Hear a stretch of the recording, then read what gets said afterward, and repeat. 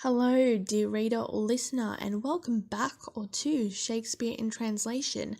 I'm your host for this episode, Duke George Clarence, of whom will guide you upon the analysis of William Shakespeare's Richard III and its famous 1996 adaptation, Al Pacino's Looking for Richard, as to evaluate the perspective to how the usurp of monarchy authority and the persuasion particular decisions of Gloucester had upon the play's occurrences, a technical feature that sees emergence on a consequence of a civil and Tudor appreciation for Machiavellian and free will debated contrary as a priority to permit all the access to the word of Shakespeare so that it was processible to them all. Now, today I have joining me the very bard himself, Sir William Shakespeare, and the 1996 director himself, Mr. Al Pacino. Would you like to introduce yourselves, gentlemen? Greetings, my name is Mr. William Shakespeare, and I am most excited to be here today to discuss my 1593 play, Richard III, on your program, Shakespeare in Translation. Hello, my name is Al Pacino. Thanks so much for having me on tonight. I hope we can talk about Richard III and Looking for Richard, and have a good time. That's wonderful to hear, men. So I think if nothing else, then we should begin with our discussion. So, for the bard, Shakespeare, my brother and murderer, Richard Gloucester, represents a literary depiction of the principle and the ideal political leadership approach as proposed from Italian diplomat Niccolò Machiavelli and his Machiavellianism. The more secular ideology and its devotion to rather using seductive and compelling language were a popular display of Tudor villainy in their entertainment, as it contrasted the vital Christian virtuality, particularly honesty and integrity, for it meant they had no morality to connect to their decisions, and with Gloucester meant that whatever was required to seize power were never far too duplicitous for such a man. Is that correct, Sir Shakespeare? Yes, sir, as for Gloucester, the physiognomy deformity, recognized in his shadow, in Act 1 of Scene 1. But I am not shaped for sportive tricks, to strut before a wanton ambling nymph, I that am curtailed of fair proportions. Was a metaphor intended for my Tudor audience, as it is known to them, commonly, that upon an evil stature, within is an iniquitous truth, and if that not satisfactory conviction, yet I would be confused as to why, the Duke, as I wrote him, depicts a person who already negates Christian principles, and that, to my reader, inscribes villainy. Thank you. Now for Mr. Pacino. And if they are not of a Tudor audience, what then, sir?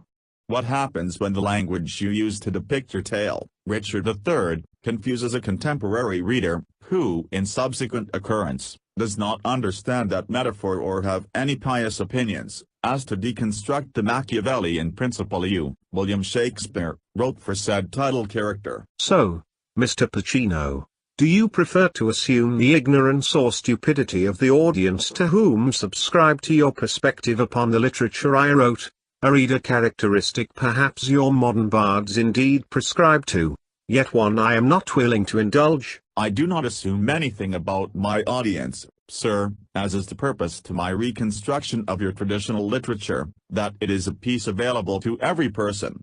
The audience that, on the perspective of the majority and due to a social reformation, from your audience to mine, upon the approach to secular identity, does not equate to lack of alignment to humanitarian values, as seen in pious theology, to villainy, for it is a feature of relatability, to themselves. And so, sir, this I say to you, is now not a mark of evil, just of commonality. So it is with Pacino in his individual persona of a more melodramatic technique, and contrary to such prior approach, the said actor and director rather focused upon the relativism present in his moral duplicity of the character of Richard Gloucester than the Tudor morality that more frequently aligned to the inconsistent pious principles and the civil disorder as consequence to the interference of Gloucester to the natural throne progression. In the radical thought upon the person, the investigation upon the more moral implications and the manipulative techniques used to seek power is where one can really see that Machiavellian proportion of Tudor literature. It, Looking for Richard, is the one of few in many Shakespearean adaptations to prioritize the comprehensible entertainment of the audience over a political status of opinion, to invent a reconnection to your text, Sir Shakespeare, with a discussion upon what such feature of so described villainy says upon the discreet of humanity and our experiences to its reality, in contrary to the diversion from religious testimony that sought to justify its categorization of villainy from the social chaos that erupts from this duplicitous course of decisions.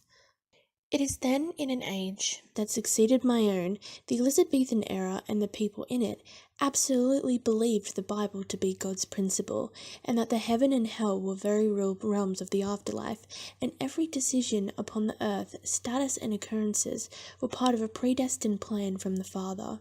So it is in the usurpation from the princes, the sons of King Edward IV, that Duke Gloucester was seen to be a disruption to the natural throne of England, and against the desire of the Lord, with only Duke Richmond thought as the God-determined saviour for the English people. Indeed, my lord, though our mother England lost her son of York, and her beautiful princes, into an era of darkness, Duke Richmond was the true saviour for the civil chaos that erupted under the iron fist and effectively blooded sword of the Plantagenet rulers, to direct us into a period of Tudor enlightenment and golden prosperity. It's okay, Guy. We are no more a part of the Elizabethan era. You do not need to preach for the House of Tudor because you're afraid of their wrath coming down upon your life, for fear of it being ended. Oh, I assure you, sir, everything I express here I believe to know is genuine, and so when the Duke Gloucester storm consumed the prosperity of England, as chosen under the Lord and Saviour, the Duke Richmond was destined to be our saviour, to show to all people a new golden era, free of such wars. And so, what is the conclusion to be understood from those, now indeed all, too young to have ever experienced such war, in the flesh, and believe that there is not, and were never a Lord and Saviour? I ask you, Sir Shakespeare? No, your Richard Gloucester may be a villain that dare question the planned nature of God, and deny his principles, a monster, to you and your audience, yet to me and to mine he is no other being. He is human, a bad one, nonetheless, but mortal and nothing more. The abstraction of your literature is what invents and promotes such a disconnect from the extraordinary work you gifted upon us, and is in the appreciation I know it deserves that I labor to tell a newer generation of the story that, upon your conceptualization of moral duplicity, overall, can do that, just not through the virtuality you desired to align it upon. Times have changed and so must we.